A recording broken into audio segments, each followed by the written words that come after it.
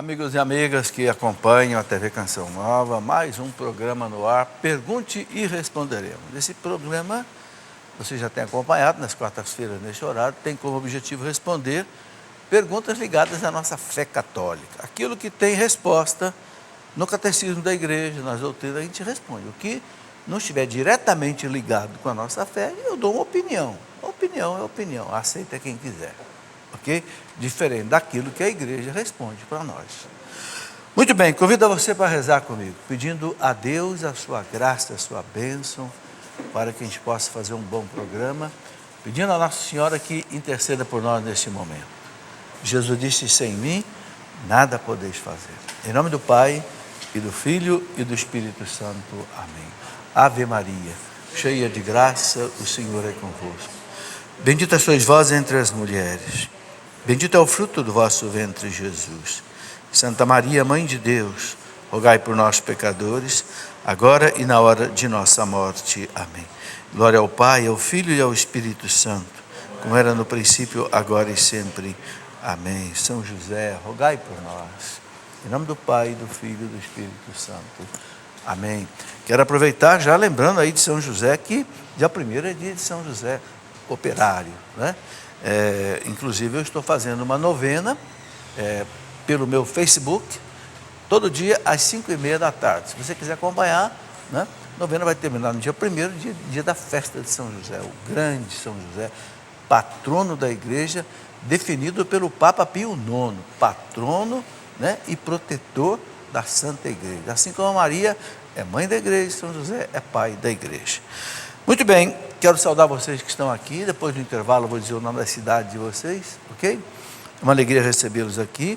Começo apresentando esse livro do Monsenhor Jonas, a Bíblia, Preparai o Caminho do Senhor. Né? Monsenhor Jonas dispensa comentários, né? Os livros do Monsenhor Jonas são fruto das pregações dele, que ele depois transforma também em livro, né? Então está aí o livro do Monsenhor Jonas, a Bíblia, ok? Quero mostrar 2 livros aqui, que são também lançamentos desta semana. O sentido cristão do trabalho. Está aí, dia 1º dia do trabalho. Qual é o sentido cristão do trabalho? Muita gente não entendeu ainda o desígnio de Deus em relação ao trabalho. O trabalho é santificante. O homem que trabalha sério, ele se santifica. São Paulo fala lá na carta aos Colossenses, capítulo 3, versículo 17, São Paulo fala: tudo o que fizerdes, por palavras ou por obras, fazei em nome do Senhor Jesus, dando por ele graças a Deus Pai. Então, quando a gente trabalha bem, trabalha com consciência, trabalha, não porque só você vai receber o salário, ou porque você espera uma promoção, não, porque você está construindo o mundo de Deus pelo trabalho. Então, há um sentido cristão no trabalho que nós precisamos entender. E esse livro é exatamente sobre isso, ok? O sentido cristão do trabalho. E um livro muito bonito, um livro que é para criança, mas serve também para adulto. Quem escreveu esse livro aqui sobre a missa, explicando a missa para criança, tudo ilustrado, né? Tudo com figuras, foi o filho do nosso amigo Dunga. O Dunga, aqui na Canção Nova, tem um filho, Felipe, que é formado em História. E esse exímio desenhista, esses desenhos são todos dele. Então ele escreveu um livro para crianças, explicando inteirinho a missa, desde que o padre sobe ao altar até a bênção final, tudo ilustrado, por que o sacerdote usa cores diferentes nos paramentos, etc. Enfim, inclusive o Felipe pediu que eu fizesse uma revisão doutrinária no livro, completasse alguma coisa, porque nós somos muito amigos, eu fiz isso para ele. E até fiz a apresentação do livro. Ele chamou de a história da missa, mas não é bem só história. Ele conta como a missa começou, mas ele ensina para a criança o sentido profundo da missa. Eu ajudei que ele colocasse poucas palavras, mas explicasse bem em cada página, explicando a Bíblia, o que é a Bíblia, o sacrifício do Cristo, que celebra-se no altar, pela presença, né, do Cristo que atua no sacerdote. Enfim, recomendo para os pais que queiram ensinar para as crianças, sobretudo crianças que começam a fazer a primeira comunhão, explicar profundamente. A criança precisa entender o que é a missa. O adolescente tem que entender, senão ele não gosta de ir na missa. Mas a partir do momento que ele entender, ele começa a sentir gosto pela missa. Muito bem, vamos aqui as perguntas que já estão aqui na minha frente. Tá? Eu tenho aqui a pergunta do Fernando Iglesias, de São Paulo, que pergunta o seguinte: alguns teólogos dizem que a devoção à Nossa Senhora é muito exagerada nos dias atuais. O que tem a dizer sobre isso?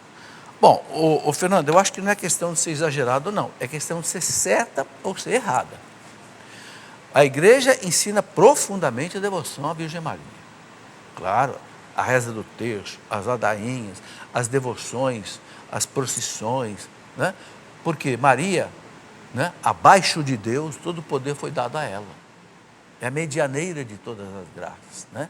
Inclusive, São Luís de Montfort escreveu um livro, né, um livro do Tratado da Verdadeira Devoção à Virgem Santíssima. Meu Deus, é uma coisa extraordinária, uma coisa maravilhosa, né? São Luís de Montfort, ele disse que quando ele escreveu esse livro aqui, ele viu em visão animais com unhas horríveis, querendo estraçalhar esse livrinho aqui, ou então estraçalhar o autor. E se ele não conseguisse, ele ia fazer o demônio, ia fazer esse livro ficar escondido pelo menos 100 anos, e ficou. Esse livro ficou 120 anos, os manuscritos dele ficaram 120 anos escondidos num armário. Um dia, um padre da congregação dos padres monfortinos, limpando o armário, encontrou lá um caderno velho, manuscrito, percebeu que era uma obra do fundador da comunidade, da congregação.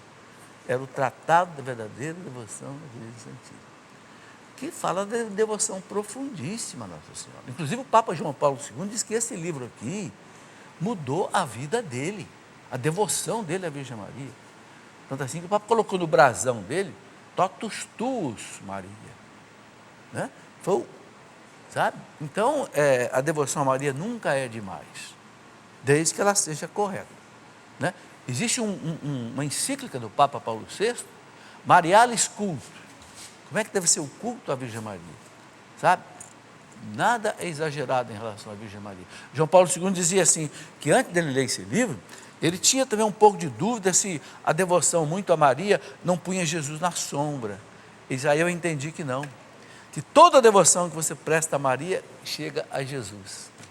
Ela é apenas um canal até Jesus. Ela não é a depositária, né, das nossas devoções. Ela leva a Jesus. É a medianeira das graças. Muito bem, eu fiz essa consagração, que São Luís de Montfort recomenda, uma consagração muito especial. Eu fiz em 1994. Foi uma das melhores coisas que eu fiz na minha vida. A minha vida mudou depois que eu fiz a minha consagração à Virgem Maria pelo método de São Luís de Montfort. O Padre Paulo recomenda tanto, eu recomendo tudo que é lugar que eu vou também. Muito bem, Rita Mendes pergunta o seguinte: quem é casado só no civil pode comungar? Rita, não pode. Qual é o ensinamento da igreja? O ensinamento da igreja é o seguinte: onde é que está isso? Está no catecismo da igreja e está na exortação apostólica do Papa João Paulo II, familiares consórcio, quer dizer, sobre a família. O que a igreja ensina? O cristão, para ser casado licitamente, ou seja, de acordo com a lei de Deus, ele tem que receber o sacramento do matrimônio. O casamento só no civil não é união diante de Deus, né? O casamento diante de Deus é o sacramento do matrimônio. Ali Deus une. Não separe o homem que Deus uniu, mas é no sacramento do matrimônio. Então, se a pessoa está vivendo uma vida, né, conjugal, sexual, sem o matrimônio, para a igreja, caracteriza uma forma de concubinato. Não é entende? Então, a pessoa não pode receber o sacramento. Agora, não deixe de ir à igreja, não deixe de rezar. Assista a Santa Missa. Você não vai poder comungar, mas você pode fazer comunhão espiritual. É a mesma coisa de um casal de segunda união. Separou e casou só no civil. Faz a comunhão espiritual. E reze para que Deus ajude você a um dia casar na igreja. Verificar se não tem impedimento e casar na igreja, né? O Papa João Paulo II deixa bem claro na exortação apostólica dele que essas pessoas não devem se sentir discriminadas, afastadas da igreja. Não, de jeito nenhum. Apenas elas, porque não estão vivendo de acordo com a lei de Cristo, não é coerente receber o corpo de Cristo. Mas devem participar da Santa Missa e outras coisas da igreja, educar os filhos na fé da igreja. Ok? Eu escrevi um livro, deixa eu ver se está aqui.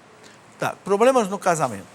Esse livro, eu escrevi Problemas no Casamento, de tantas perguntas que eu recebo de problemas de casamento. Não só na ordem litúrgica, mas também na ordem conjugal, ordem sexual, sabe? É um livro que eu fui juntando as perguntas, separei por capítulo, os tipos de problemas e escrevi. Como eu escrevi um outro também, Problemas no Namoro, mesma coisa. Um dia, aqui na Canção Nova, no dia 12 de junho, né, dia dos namorados, o portal da Canção Nova da internet colocou uma pergunta lá: o que você quer saber sobre o namoro? Aí chegaram quase 800 perguntas. Aí encaminharam para o site do e-mail do professor Felipe para responder. Eu digo, que beleza, né? 800 perguntas. Eu digo, não tem jeito de responder. Mas aí eu fiquei pensando, aquilo ali é uma coisa valiosíssima. Dúvida de jovens, né? Então, minha esposa era viva ainda, minha esposa faleceu tem quase 5 anos. Eu disse a ela: se você tiver paciência de separar essas 800 perguntas aí por assunto, eu sou capaz de escrever um livro, né? Por assunto. E ela fez, escreveu um livro, deu aí 16 capítulos, né? Problemas no namoro. Eu não sabia que tinha tanto problema no namoro, viu? É problema de sexo, é problema de idade, é problema de traição, é problema de família, Jesus amado. Mas assim a gente vai orientando o povo. Mário Sérgio, de São Vicente, pergunta o seguinte: gostaria de saber se posso parar de pagar o dízimo na minha paróquia para ajudar a Canção Nova. Não, não faça isso, Mário. Canção Nova não quer isso. Canção Nova quer que você ajude a sua paróquia, porque ali é que você vai à missa, recebe a Eucaristia, você se confessa, batiza seu filho. Então a igreja Canção Nova não quer que você deixe ajudar a sua paróquia. Faça uma forcinha e faça. Para a paróquia é o dízimo, para a Canção Nova é uma oferta. Ok? E Deus vai multiplicar. Quando a gente quer ajudar as obras de Deus, Deus multiplica. Fica tranquilo. Ajuda a sua paróquia, ajuda a Canção Nova, como você puder.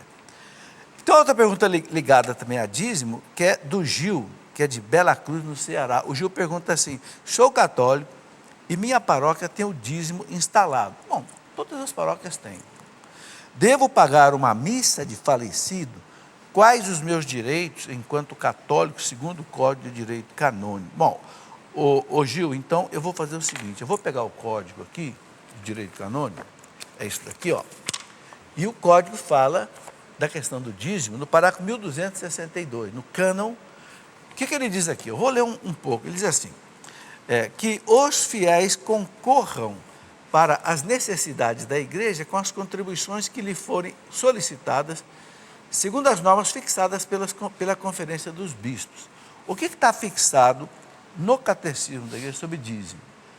Não é obrigado a pessoa a dar 10%. É bonito dar 10%, quem pode deve dar, mas o Catecismo fala assim, quando fala dos 5 mandamentos da igreja, o 5º é sobre o dízimo. Fala: o cristão é obrigado a ajudar a igreja nas suas necessidades materiais, dentro das suas possibilidades.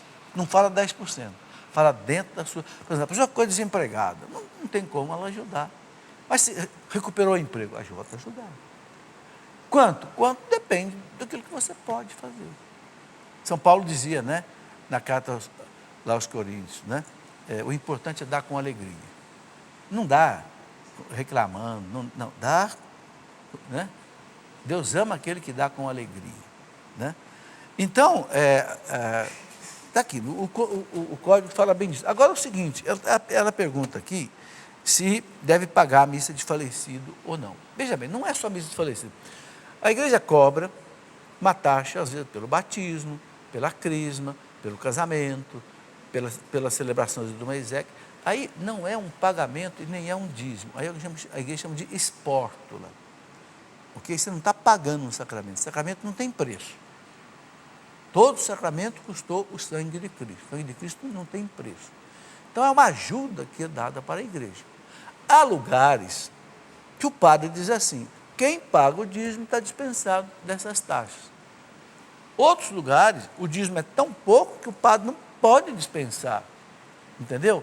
Então, gente, é uma questão de bom senso.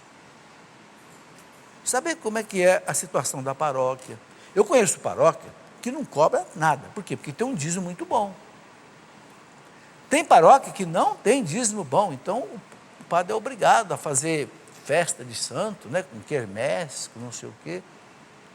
Tem paróquia que não faz nada disso, porque o dízimo é muito bom. Então, na verdade, a solução mesmo para todas é todo mundo pagar o dízimo, mas isso não acontece. Não acontece.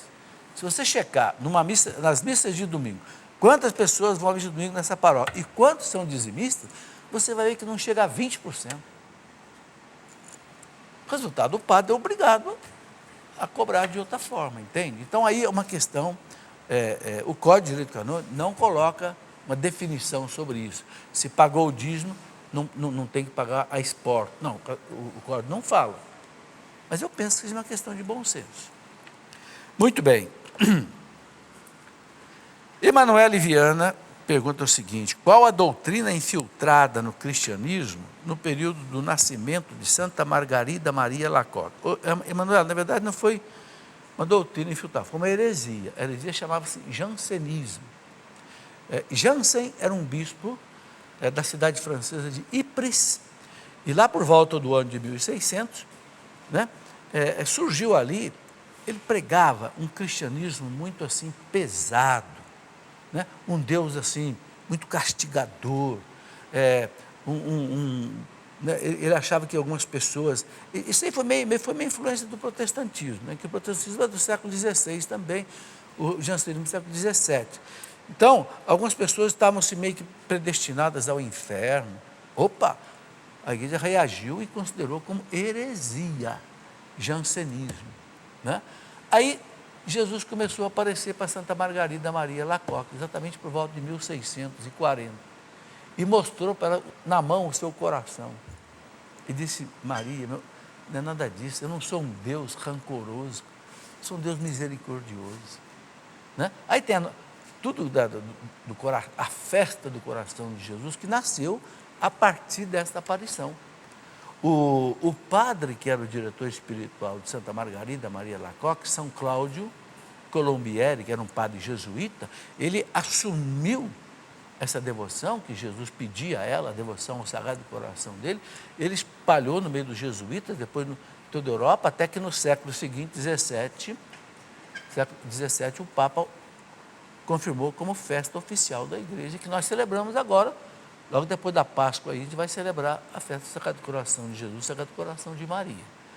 Então, a aparição a Santa Margarida Maria veio como que enterrar o jansenismo de vez, dizer, não tem esse Deus assim, rancoroso, não, Deus é amor, Deus é misericordioso.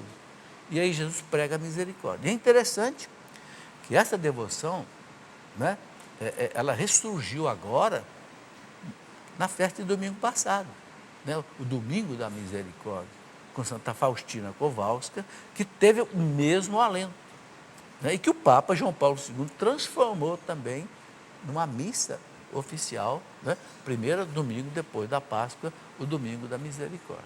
Então, foi mais ou menos isso que aconteceu.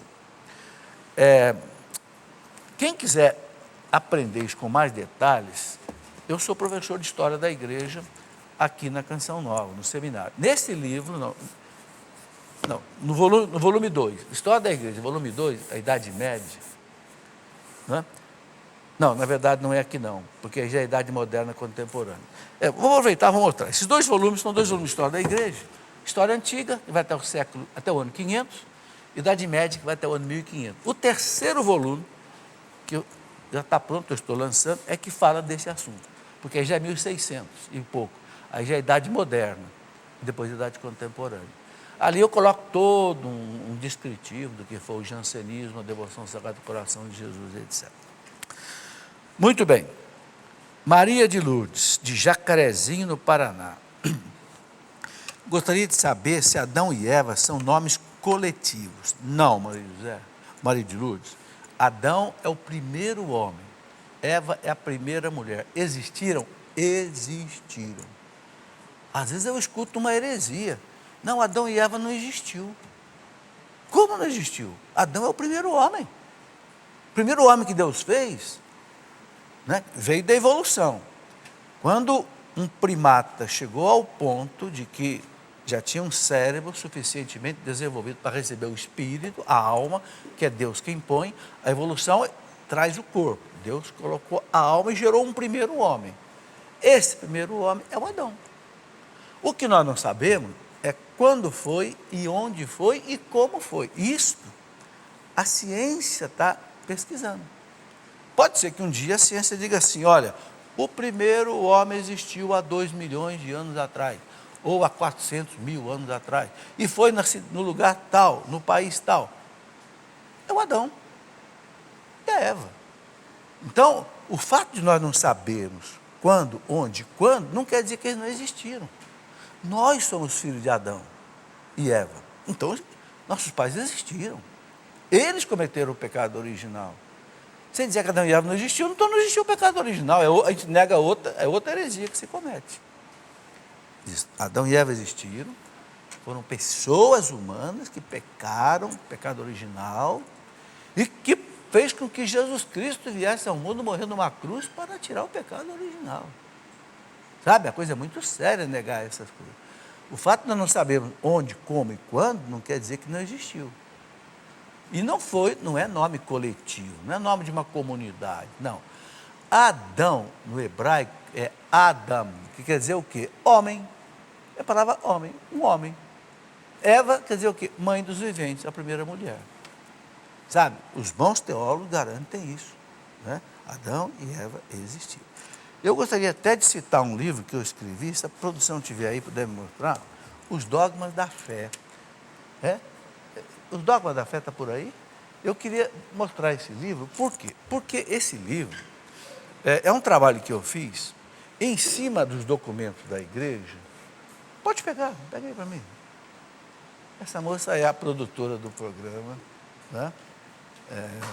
Nossa ajudante aqui, né?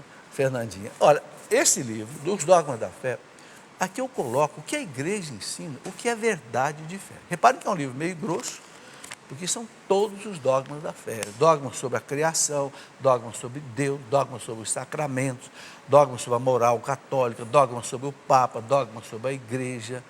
Então, para a gente ter, sabe, nós católicos temos que ter profundidade, né? Profundidade, assim, porque aí você vai assistir um filme, você sabe se tem erro no filme, se não tem. Por exemplo, agora está essa polêmica do filme Cabana, todo mundo achando bonito, gostando, tem coisa bonita assim, mas tem erros graves de doutrina que muita gente não enxerga. Por quê? Porque não tem um olhar profundo na doutrina. E aí a gente pode ser enganado, entenderam? Então é preciso ter profundidade doutrinária. Sabe, gente, eu gosto de dizer isso. Por que eu faço esse programa aqui? Exatamente para que as pessoas tenham um conhecimento da doutrina. Por que eu faço a Escola da Fé amanhã, quinta-feira, à noite, às 8 horas? Para trazer as pessoas da doutrina. Porque a nossa vida espiritual é como uma árvore. Repara uma árvore. Quando a árvore é desse tamanho assim, a raiz dela é desse tamanho assim. Quando a árvore é desse tamanho, a raiz é desse tamanho. Quando a árvore é desse tamanho, a raiz é desse tamanho. Os botânicos dizem que a circunferência da raiz da árvore acompanha a circunferência da copa. Por quê? Porque senão a árvore não tem sustentação, o vento derruba. Ou então ela não consegue tirar os nutrientes da terra para se alimentar, os sais minerais, etc. Ela não consegue jogar raízes profundas lá nos lençóis freáticos, buscar água. É a nossa vida espiritual. Se o cristão não cresce para baixo, ou seja, no aprofundamento, ele só cresce no reavivamento, mas não cresce no aprofundamento, é um cristão que pode cair, ou pode ser enganado, ou pode desanimar, diante das tribulações, né, que todos nós temos, as tentações, as aflições, ele desanima. Por quê? Porque não tem estabilidade, não tem raízes. Entenderam? Então, é preciso a gente estudar, né? Muito bem. Sobre esse assunto, eu tenho um livro também, deixa eu ver se está por aqui, Ciência e Fé em Harmonia. Este livro, Ciência e Fé em Harmonia, por que eu escrevi? Eu tive uma graça de Deus na minha vida extraordinária. Ao mesmo tempo que eu fui um profissional da ciência, sempre fui um homem de fé.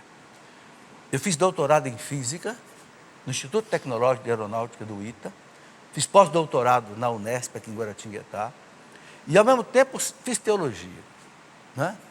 Então eu pude juntar a ciência com a fé. E aí, esse livro, eu explico essas coisas todas, da criação do mundo, da evolução, como é que Adão e Eva, as coisas, entende? Então, ajuda a gente a entender também essas questões de Adão e Eva, essas questões de, né, que a ciência e a fé se encontram como irmãs, filhas do mesmo Deus. Uma pessoa pediu para não ser identificada, ela diz assim: meu filho é católico, está praticando a maçonaria, é pecado ele ser padrinho de batismo do sobrinho? Bom, eu vou apenas dizer para essa pessoa o que a igreja diz sobre a maçonaria. Tem um documento do Papa João Paulo II, de 1983, onde o Papa João Paulo II, quando ele reformou o Código de Direito Canônico, esse código aqui foi reformado em 83 pelo Papa João Paulo II. O código antigo era de 1917. O Papa João Paulo II reformou isso daqui. Quando ele reformou, ele retirou do Código de Direito Canônico uma coisa que existia no anterior, que dizia assim: se o cristão se associar a uma loja maçônica, ele é excomungado da igreja. Estava no Código antigo. Bom, o Papa João Paulo II tirou isso do Código Novo, em 83. Então aí perguntaram para ele: mas agora então o católico pode ser maçom? O Papa respondeu dizendo: não, não pode. Ele não é mais excomungado. Ou seja, se ele se associar a uma loja maçônica, ele não é excomungado, ele não é, vamos dizer, expulso da igreja. Mas ele está em pecado grave.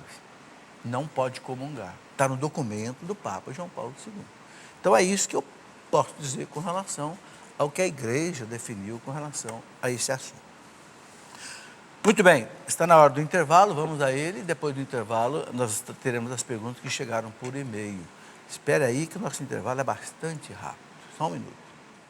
Viu aí? Intervalo muito rápido, né? Porque a Canção Nova não tem propaganda. É importante dizer isso para você entender que quem mantém essa televisão é você. E não é só a televisão, é a TV, é a rádio, a internet, as casas de missão no mundo inteiro. A Canção Nova tem casas de missão em Roma, casas de missões na Bolívia, casas de missões, né, na Terra Santa, sabe? Tudo isso é mantido pelas doações. Padre Jonas colocou como referência para a Canção Nova: não ter propaganda, nem na rádio, nem na televisão e nem na internet. É um verdadeiro desafio, mas é uma coisa maravilhosa, né? Ver como que a providência divina, né, é uma luta tremenda, é matar um leão a cada mês ou a cada dia, mas a coisa vai. Mas a gente pede que você ajude. Inclusive, uma informação que é muito importante: doações online, doações pelo cartão de crédito e pelo boleto online. Você pode fazer também. Eu vou ler aqui a instrução. Se a sua revista da Canção Nova, a do mês de maio, né? Quem assina, quem é colaborador, recebe a revista. Se a revista não chegou, não espere. Você sabe que o correio, parece que o correio vai ter, às vezes tem problema de greve no correio, atraso. Então, não espere, ok? Para poder ajudar a Canção Nova. É só você acessar na internet o Clube da Evangelização e os meios de doação online, tá? Então, lá na área virtual é possível você fazer a emissão de um boleto, ok? E você contribuir pelo cartão de crédito, inclusive, tá? Se você tem dúvida, você pode telefonar para cá, o 12 31 86 2600, ou então você pode entrar no site clube.cancionnova.com, que você vai ter as instruções ali. Então você pode imprimir um boleto pela internet, ou você pode pagar pelo cartão de crédito. Não deixe de contribuir com a Canção Nova. Vocês não sabem a luta que é a Canção Nova manter. Olha, vocês estão vendo aqui, ó, 3 câmeras. Essas 3 câmeras, que custam cada uma delas cerca de R$50 mil, vão ser todas trocadas porque a Canção Nova tem que passar do sistema analógico para o sistema digital, muda toda a tecnologia. E não são só as câmeras, tem que trocar todas as retransmissoras. É uma fábula de dinheiro isso, são milhões de reais. E o padre não vai colocar propaganda no ar, de roupa, de remédio, de alimentação para levantar isso. Os católicos têm que bancar isso. Porque a televisão leva a missa para dentro da casa do católico, a televisão leva um programa desse para dentro da casa do católico. Então, os católicos têm que aprender, desculpa eu dizer, como nossos irmãos protestantes, né? A pagar o dízimo, a pagar a oferta, manter as obras da igreja. Tem que dizer, né? É verdade. Entendeu? Muito bem, então tá aí. Uma outra informação importante, acampamento que vai ter aqui do dia 5 ao dia 7 de maio, que é da Obra de Maria. A Obra de Maria é uma comunidade maravilhosa, fundada pelo Gilberto e pela Salomé, lá de Recife, em Pernambuco. Conheço essa comunidade há mais de 20 anos, trabalho com eles há mais de 20 anos. Eles fazem uma parceria com a Canção Nova aqui nas peregrinações. Então, todo ano tem um acampamento aqui da Obra de Maria. Maravilhoso, eles trazem muito bons palestristas, né? Então vai ser de 5 a 7 de maio, tá? Presenças confirmadas: Padre Moisés, Padre Alisson, Ivanildo Silva, é da Obra de Maria, Gilberto Barbosa, que é o fundador da Obra de Maria, né? Há mais de 20 anos, e muito mais, ok? Vamos ter aí na programação missa, pregações, cânticos, shows com o DDD. DDD é o famoso doidinho de Deus, que é do Ivanildo, muito interessante. É uma maneira de evangelizar pela brincadeira, né? E vamos ter um teatro também, Viver de Rir, com o próprio Ivanildo, muito interessante, né? E você também pode ter informações pelo e-mail, pelo site eventos.cancional.com ou pelo telefone que eu já falei, o 12 31 86 2600, ok? Muito bem, quero, antes de responder as perguntas aqui, dizer o seguinte: eu tenho duas atividades, dentro daquilo que eu já falei, de formar as pessoas, formar os católicos. Os católicos são muito enganados. O Papa Bento XVI dizia que o principal problema da Igreja Católica, sabe qual que é? O Papa Bento XVI dizia: ignorância religiosa.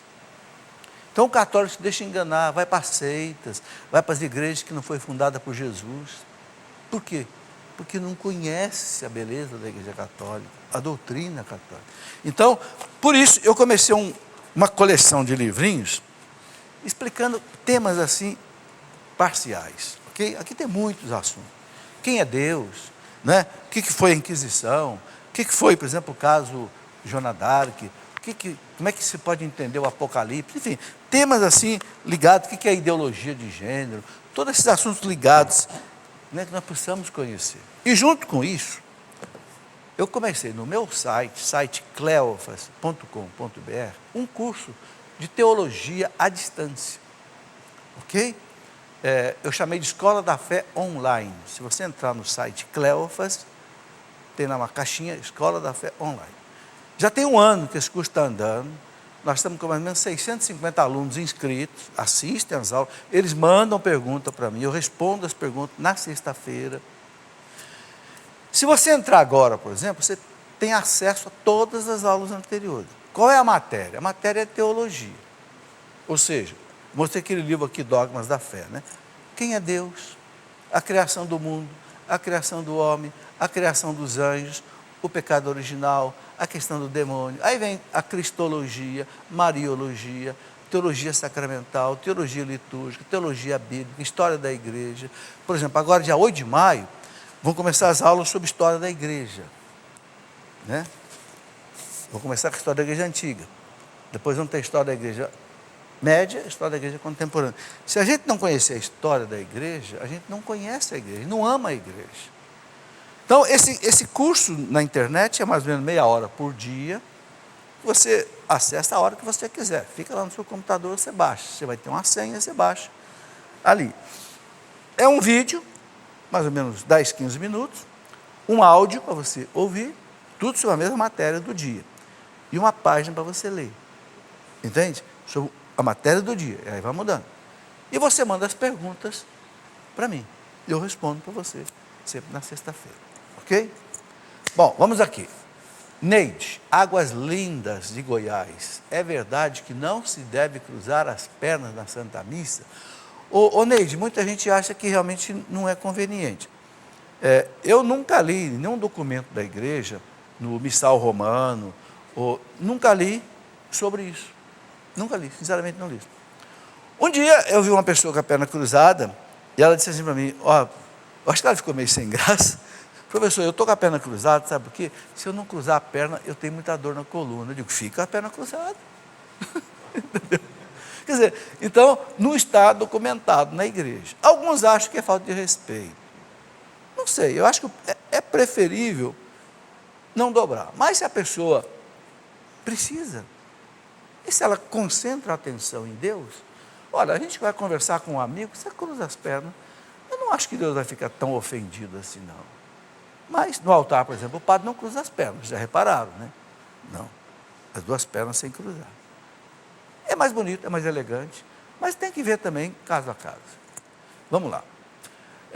Cláudio Silva, de Sobral, no Ceará. Sou católico e tenho receio de me confessar com um padre. Mas tem receio por quê, Cláudio? O padre está careca de escutar tudo que é pecado. Não tem coisa mais suja do que ouvir de padre. Não tem. O padre não vai ter um infarto com o seu pecado, não. Pode ter certeza, o padre está cansado. E outra coisa, ele também se confessa. O padre também é pecador. Eu costumo dizer o seguinte, olha, faz 60 anos que eu me confesso. Eu tenho quase 68 anos. Fiz primeira comunhão com 8 anos. Nesses 60 anos que eu me confesso, nunca eu fui maltratado por um padre numa confissão. Nunca, sempre pelo contrário. Sempre eu senti no sacerdote o bom pastor, que acolhe a ovelha, que perdoa. Não tenha medo. Mas eu fico com vergonha. Eu fico humilhado. Olha, é uma santa humilhação. São Francisco de Sales dizia assim, ninguém se torna humilde se não for humilhado. A gente não teve a coragem de fazer o pecado? Por que não vai ter coragem de contar o pecado? Tenha coragem. Lava a tua alma. O sangue de Cristo te lava. Cristo morreu na cruz para isso. Não fique com vergonha, não. Aí ele fala, na missa posso me confessar direto a Deus e comungar? Pode, no ato penitencial, desde que você não tenha pecado mortal. Se tiver pecado mortal, pecado grave, o que é um pecado mortal? Pecado contra os 10 mandamentos, principalmente. Aí precisa confessar com o padre para comungar. É o que a igreja ensina. Ok? Muito bem, vamos em frente. Francisco de Sorocaba, em São Paulo. Por que existem símbolos maçônicos nas igrejas católicas, principalmente em Roma? Ô Francisco, eu não conheço. Qual é o símbolo maçônico? O símbolo maçônico é o compasso, né? E o esquadro ali transferidor. Nunca vi o símbolo maçônico dentro de igreja. Eu já vi em entrada de cidade, né? As lojas maçônicas, às vezes com autorização da prefeitura coloca, mas eu nunca vi dentro de igreja. E se existe alguma coisa, não é porque a igreja está professando uma fé maçônica. Eu já falei aqui hoje que tem um documento do Papa João Paulo II, de 1983, que diz que o católico não pode se associar a uma loja maçônica. Então, seria incoerência da igreja colocar um símbolo da igreja. Não tem de jeito nenhum, entendeu? Mas tem lá aquele triângulo com um olho dentro. Aquilo, meu amigo, é o símbolo da onisciência de Deus, que tudo vê. Não é um símbolo direto da maçonaria. Entendeu? Então as coisas têm que ser mais bem interpretadas. Mas lá na Praça de São Pedro tem um obelisco lá, que é lá do Egito, daquelas coisas cheias de hieroglifos. Aquilo foi um presente que o Papa ganhou lá na Idade Média, colocaram na Praça de São Pedro ali, lá em cima tem uma cruz. Ou seja, aquilo ali foi abençoado. Então, tem que interpretar as coisas direito, ok?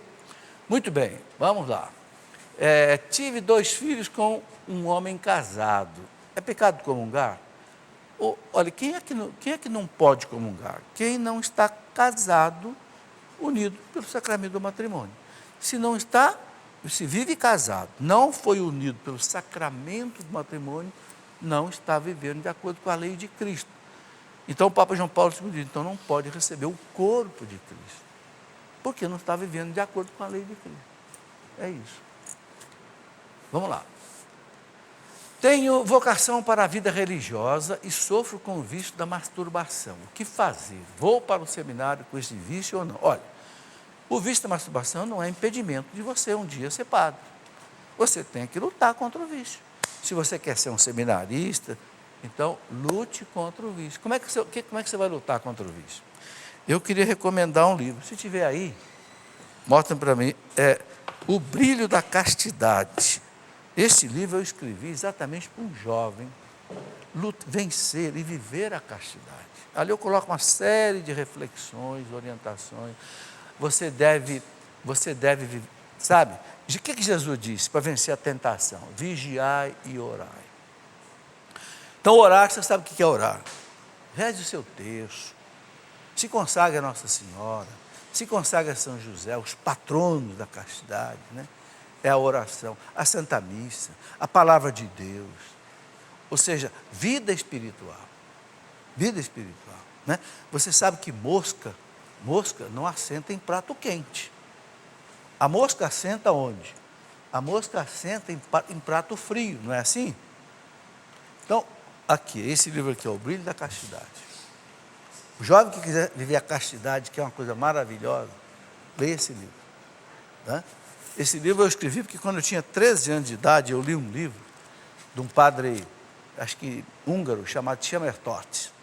Ele escreveu um livro que ele chamava de A Casta Adolescência. Eu tinha 13 anos de idade. E nesse livro ele dizia assim: se eu tivesse que dar uma medalha de ouro para um jovem que venceu na castidade, ou dar essa medalha de ouro para um general que venceu uma grande batalha, eu dava a medalha para o jovem, porque ele venceu uma batalha mais difícil. Eu pensei comigo, eu quero essa medalha. E eu fui atrás dela. Por isso que hoje eu escrevi esse livro aqui, inclusive. Sabe, a castidade é uma vitória. Prepara você para o casamento. Para um casamento você vai ser fiel à sua esposa, porque você viveu uma castidade antes de ser casado. Então o jovem tem que vigiar e orar. Orar, já falei, vigiar. Fuja de tudo que é tentação. Você nunca vai deixar a masturbação se você ficar vendo filme pornográfico, se você ficar vendo revista pornográfica, se você ficar escutando música pornográfica, se você ficar contando piada pornográfica, você não vai viver a castidade. Fuja dessas coisas. Entendeu? Vigiai e orai. Tem um provérbio que diz assim: aquele que ama o perigo, nele perecerá. Né? Abusa, aí cai. Então é o seguinte, essa pergunta deve ser um jovem que pergunta. Lute contra a castidade. Não desanime da tua vocação sacerdotal, não. Lute contra a castidade e continue a tua carreira aí. Ok? Com Deus, com a Virgem Maria, você vai vencer esse problema. Ok? Quanto e quais são os pilares da fé católica? A fé católica tem... Bom, a Igreja Católica tem 3 colunas. O quê? A Bíblia, Sagrada Escritura, Sagrada Tradição e o Sagrado Magistério. Eu até escrevi 3 livros, até estão aqui, ó. Estou vendo eles aqui. Quando eu comecei, aqui na Canção Nova, o programa Escola da Fé, há uns 20 anos atrás, eu publiquei esses 3 livros. Por quê? Porque eu queria começar a Escola da Fé mostrando as bases da igreja. Então, mostrei, né? O Sagrado Magistério. O que é o Sagrado Magistério? O Papa e os bispos que interpretam a Bíblia e a tradição. Então, depois, a Sagrada Escritura. O que é a Sagrada Escritura? É um curso bíblico. E depois, a Sagrada Tradição. O que é a Sagrada Tradição? É tudo aquilo que nós católicos vivemos e que não está na Bíblia. Mas que vem do quê? Vem dos apóstolos. É a chamada Bíblia que não foi escrita. Ou seja, transmissão, transmitida. Por exemplo, está na Bíblia que os sacramentos são 7? Ninguém vai achar isso na Bíblia. De onde é que vem? Da tradição. O credo que nós rezamos na missa todo domingo está na Bíblia? Não está na Bíblia. De onde é que vem? Dos apóstolos. Por isso que chama símbolo dos apóstolos. E tem muitas coisas que nós católicos temos e que não tem na Bíblia. Mas veio da sagrada tradição, pelos papas, pelos santos, pelos doutores, pelos mártires, chegou até nós. Ok? Então, a igreja tem essas 3 colunas. Sagrada Escritura, Sagrada Tradição, e o Sagrado Magistério, que interpreta a tradição e coloca para nós o ensinamento da igreja. O que é o catecismo da igreja? É aquilo que o magistério da igreja nos ensina em cima da Bíblia e da tradição. Ok? É o nosso catecismo, né? O nosso dicionário de vida, vamos dizer assim. Ok? Então, são pilares. Agora, a fé católica tem uma série de coisas importantes. Então, tudo, o credo são as verdades dogmáticas. É a teologia dogmática. Os mandamentos é a teologia moral. Os sacramentos é toda a vida litúrgica celebrada com sacramentais. E toda a espiritualidade. Ou seja, as devoções aos santos, as devoções, né, à Virgem Maria, aos anjos, a oração, as penitências, enfim, então, tudo isso é que forma a nossa fé católica. Quando houve a reforma protestante, com Martinho Lutero, em 1517, o que a reforma protestante fez? Das 3 colunas da igreja, eles derrubaram 2. Derrubaram o magistério e derrubaram a tradição. Ficaram só com a Bíblia, só a Escritura. Mas é um perigo. Por quê? Porque sem o magistério, para interpretar a Bíblia, cada um interpreta de um jeito que quer. Aí, 30 mil denominações diferentes hoje no mundo inteiro. Por quê? Por que nós católicos só temos um catecismo? Por que nós temos unidade? Porque nós temos o magistério. O Papa e os bispos dizem o que é a fé católica.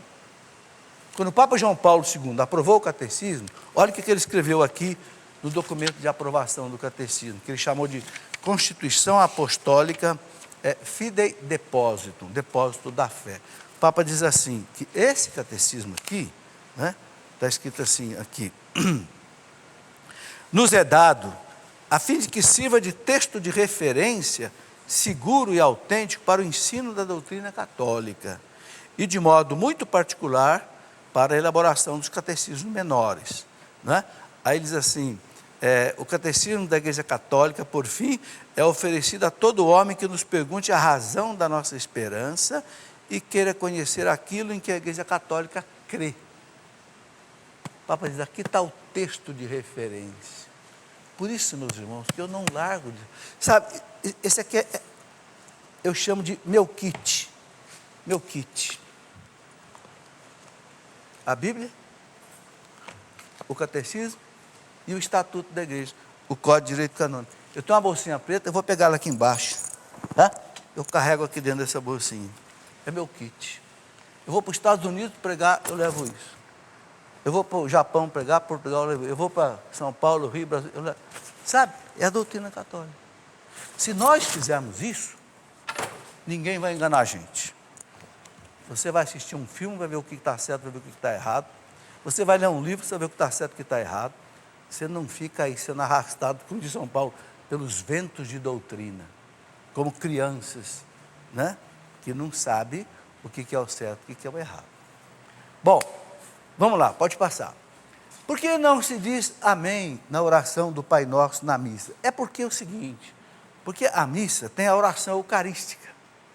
Então tem um último amém, que é um amém solene, que é quando termina a oração eucarística. Então a gente não fala o amém no Pai Nosso, porque tem um amém solene, né? Até alguns cantam, amém, amém, porque é o amém, depois que o padre levanta a hóstia, diz, né? Por Cristo, com Cristo, em Cristo, oferece ao Pai o sacrifício do Cristo, e o nosso sacrifício junto com o do Cristo, como uma perfeita oferenda. Então tem aquele amém solene. Então não se diz o amém no Pai Nosso, porque aquele amém solene, ele fecha a oração eucarística. Quando você reza o Pai Nosso fora da missa, você pode dizer o amém, porque aí você não está dentro da oração eucarística. Júlio Jarlan, no livro dos Provérbios, fala-se que a sabedoria deve ser procurada como ouro e prata. É verdade. É verdade. A sabedoria, ela vem de Deus. Eu gosto muito, olha, tanto é que eu tenho 2 livros escritos sobre sabedoria. Um eu chamei de Sabedorias em Parábolas, outro eu chamei de Gotas de Sabedoria. Porque toda a sabedoria vem de Deus, né? Então, Porém, no livro do Gênesis, Adão foi proibido e depois castigado por comer da árvore da sabedoria. Por favor, explique. Não tem nada a ver, Júlio. Nada a ver. Aquela não era a árvore da sabedoria, era a árvore da ciência do bem e do mal. O que quer dizer essa árvore da ciência do bem e do mal? Aquela árvore significava o seguinte: o homem não pode querer assumir o lugar de Deus. É Deus que dá os 10 mandamentos para o homem, não é o homem que inventa os mandamentos. Quando Adão comeu a fruta daquela árvore, tudo é simbólico, né? Tudo é alegórico. O que significa? Adão, ele não aceitou a vontade de Deus. Ele não aceitou seguir a lei de Deus. Ele quis ser feliz sem Deus, ele fazendo a lei dele. É isso o pecado original. Eu escrevi um livro inteiro, o pecado original, para escrever o que a igreja explica sobre isso. Então, a árvore da ciência do bem e do mal, a árvore da vida, porque aí está a vida, que o Adão não devia comer o fruto dela, ou seja, não queira assumir o lugar de Deus. É o que o homem faz hoje. Hoje o homem está querendo assumir o lugar de Deus, não é? Faz a manipulação de embriões, quer formar uma criança aí, independente da vontade de Deus. Ora, quando um casal tem um ato sexual, que é a única maneira que Deus quer que um filho seja gerado, o que acontece? Numa ejaculação, você sabe que são 300 milhões de espermatozoides, um deles fecunda o óvulo. Agora não, aí faz no laboratório, escolhe. Ou seja, estão fazendo uma fábrica de crianças. O Papa fala isso na encíclica dele, Amoris Laetitia, o Papa Francisco. Estão construindo um homem a meu bel prazer. Não, eu quero uma criança que tenha olhos azuis, seja homem. E, sabe, ou seja, o homem está assumindo o lugar de Deus. O homem não quer mais seguir os mandamentos de Deus. Deus fala, não matar, o homem mata. Aborto, eutanásia, não é verdade? Ora, é isso que Deus proibiu a Adão. Deus não proibiu a Adão de viver a sabedoria. Deus proibiu a Adão de pecar, de fazer algo contra a vontade de Deus. Você entendeu? Então a sabedoria é boa, procure a sabedoria, né? A sabedoria ajuda a gente. A sabedoria é você aprender com os erros dos outros, porque se aprender com os seus erros, a gente sofre muito, ok? Então a sabedoria é maravilhosa, toda a sabedoria vem de Deus, está escrito lá na Bíblia, né? Agora, não tem nada a ver com a questão do Adão e Eva no paraíso. Muito bem, gente boa, chegamos ao final do programa por hoje. Alegria receber vocês aqui, venham sempre, né? Vocês de casa também, e que Deus nos abençoe. Amanhã teremos o programa às 8 horas da noite, Escola da Fé.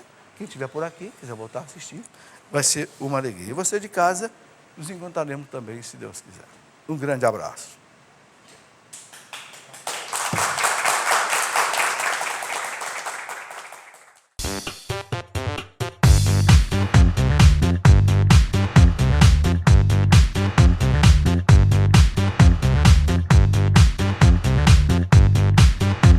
CançãoNovaPlay.com. Assine já!